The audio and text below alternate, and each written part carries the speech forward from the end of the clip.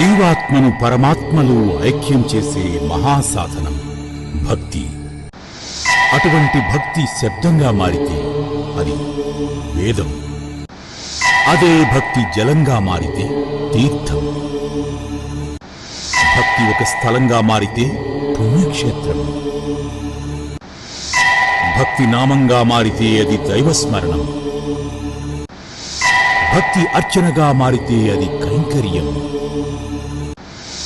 భక్తి మరొకరికి ఆసరాగా నిలిస్తే అది సేవ. ఆ భక్తి పాటగా మారితే అది సంకీర్తనం. భక్తి భగవంతుడి పాదాల చెంతకు చేరితే అది మోక్షం.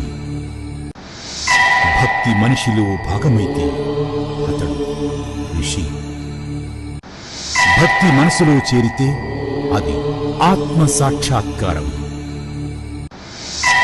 అలాంటి భక్తి సకల జీవరాశులకు పోషణగా మారే ఆహార రూపంలో ఉంటే అది ప్రసాదం.